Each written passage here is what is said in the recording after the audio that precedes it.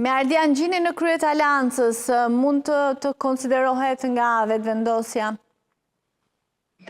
Absolutisht, madje ta them të drejtën, përveç këtyre konflikteve verbale që kanë pasur aleanca dhe Ramush Haradinaj dhe Zoti Kurti në vitet e fundit, në periudhën e fundit, në aspekt të besimeve, do të thoja, kryesore, në aspektin kombëtar, besoj se janë më afër me aleancën edhe me LDK-n edhe me PDK-n lëvizja vetëvendosje. Ka një afërsi më të madhe.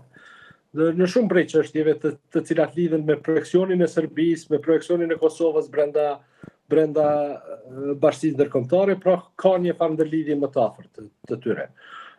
Konflikti ishte i ashpër me zotin Haradinaj, nuk është se është më pak i ashpër edhe me zotin Gjini, por nuk do të mendoj që ka qenë gabim përjashtimi i aleancës nga formula e zgjedhjes së presidentit herën e kaluar, do duhet të kyçej.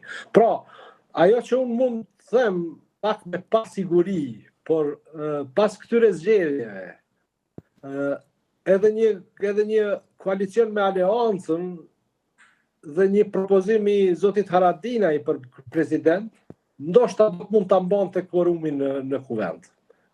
Ndonse nuk i ka numrat e drejtë për të. Sepse në atë rast besoj se do të jetë mbi bara mbi zotin Haradinaj që ta siguronte atë prani të Lidhjes Demokratike apo Partisë Demokratike në kuvend. Sidoqoftë, kjo është pak më shumë fantashkencë, nuk është njëri prej opsioneve negociatore, por ajo që besoj se do të duhet të ndodhte është një negociatë serioze me Bedri Hamzën dhe një negociatë tjetër me Lumir Abdixhikun për të krijuar atë shumicë që na mungon për një vit të gjysmë.